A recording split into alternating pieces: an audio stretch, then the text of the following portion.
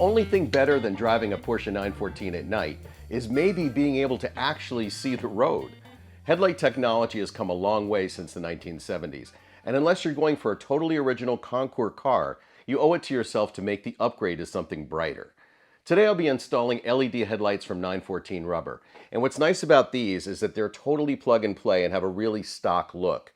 Everything is completely self-contained in the bulb, including the ballast and the heatsink, so they're a perfect fit.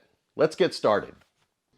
Okay, we have to open the frunk to access the headlight stuff, and we'll take off this cover here which hides the relay beneath it. It's important to get the relay out because that's what will allow us to keep the headlight in the up position while we work. Now from inside the car, we'll turn it to the accessory position, then open up the lights. And now we'll pull the relay out, which will enable us to work on the lights in the up position. Now if you don't remove the relay, the light could close on your finger, but that's never happened to me before. Now we'll take off the headlight surrounds, and this is just a trim piece that needs to come off so we can get at the guts inside. So there's 3 screws, 1 on the top and 2 on the sides.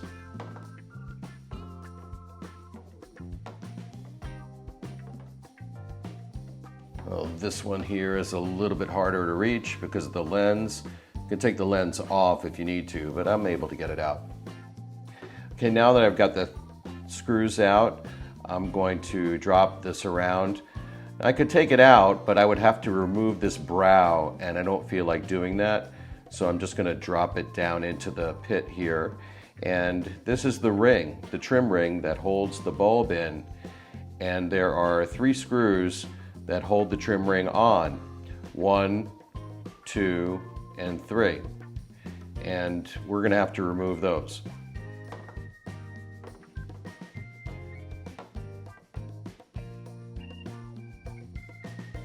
Try not to lose the screws, because that wouldn't be fun. So here's 1. There's 2. So now we have the trim ring out, and the bulb is going to come free.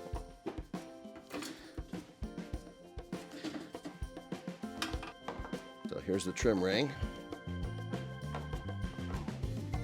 Now we can see the bulb in there.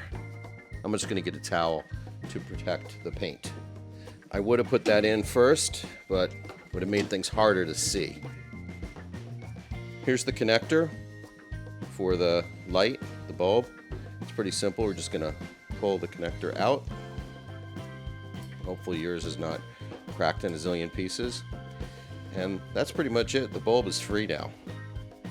Now's a good time to inspect your connector and wires and deal with any aging or wear issues. It's also a good time to subscribe to my channel so you know when new 914 content is up. Now all we have to do is take the new bulb and plug that in, and then put the trim ring back on. We'll take this connector and orient the plug so that it's the right positioning. And then plug is in. And now we're just gonna feed that back. Now there are these stays here that help it stand off of the frame. So you'll see that those kind of fit into these little grooves. Now is a really good time to clean the trim ring. You want to spray it again if it needs it. Mine doesn't really, it's in pretty good shape. On the ring it says DOT and then the Hella logo, and that part goes on top. Put the light into the trim ring. And once one of these is in, you know it's not going anywhere. Now we can just kind of get the bulb situated correctly against the bowl. Just get this one in just enough so that it grabs. Get this one in now. Just getting started. Then we'll make sure that the bulb is situated right. Now you see this little tab thing in here? It's lining up pretty well. And the bulb seems fairly centered in here. So go ahead and tighten down the trim ring screws. So just get that tightened up a little bit. And then the final one, just down on this side here. Now it seems fairly straight up and down. The bulb is seated well. Now let's turn it on and see what's going on. All right, it's working. Don't put the headlight surrounds back until you verify that these new bulbs are aimed correctly. So here's the difference. You can see that the LED one here on the right side is way brighter and whiter than the incandescent one on the left side. Now just do the same procedure for the other headlight. If your 914 has fog lights, you may also need to make a small wiring tweak. I'll include a link to a 914 World thread on how to do that in the description. Now you can take a car to a mechanic with a fancy aiming tool, or you can do a pretty accurate job yourself if you have a light colored wall or garage door and about 35 feet of flat pavement. You want to replicate how the vehicle sits in average driving conditions, so make sure you have about a half a tank of gas and that the tires are inflated correctly. Also have someone sit in the driver's seat while you do the aiming. Pull squarely and as close as you can to a light colored wall or garage and mark the center line of the car. You can use chalk or tape. Now measure the distance between the centers of the headlights, cut that number in half, and put marks on the wall equidistant from the center line. Then measure from the ground to the center of the headlight and put a horizontal line on the wall at that height, crossing the side vertical marks. You're trying to replicate the geometry of the headlights in a grid on the wall. Also put a mark on the side vertical lines at about 50 millimeters below the horizontal line. Now grab a tape measure and measure 25 feet straight back from the wall. Back the car up dead straight and perpendicular so the headlights are on that 25-foot mark. Make sure you're set to low beams and cover one of the headlights with a towel to make it easier to see how you're aiming the one you're working on. Now you can adjust the horizontal screw on a headlight until the bright spot is centered on the vertical line. Then adjust the vertical screw until the bright spot intersects the horizontal line, so X marks the spot. Now lower the vertical adjustment so the bright spot is on that mark you made 50 millimeters below the line. Now put a towel on the other light and go through the same process. There's no separate adjustment for high beams. Now to test your aim, drive the car closer to the garage door and the bright spot should be right on the targets.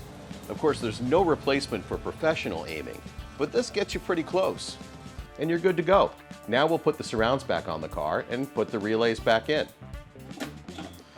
So this just goes on like this.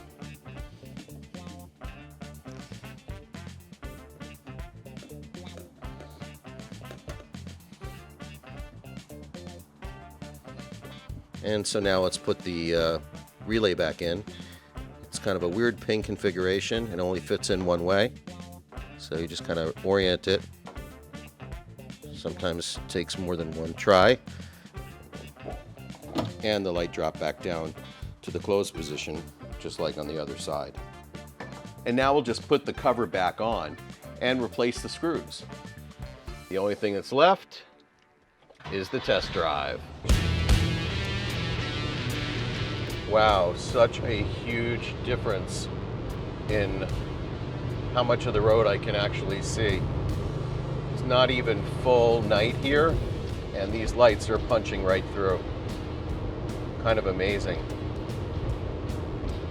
You turn them off, and I'll turn them on again. You'll see the difference. Totally worth the upgrade. Not that I drive a lot at night, but you never know when you're gonna want to go out for ice cream or something and hang out a little longer. Great to have safer lights on this car. That's all there is to it. You now have much brighter headlights that will give you great nighttime visibility without blinding oncoming drivers. It's a win-win. I'm always down for anything that makes driving a car safer, and these LED headlights are a great upgrade. If you found this video helpful, please give it a thumbs up and subscribe to my channel. Thanks so much for watching. Be safe and enjoy the addiction.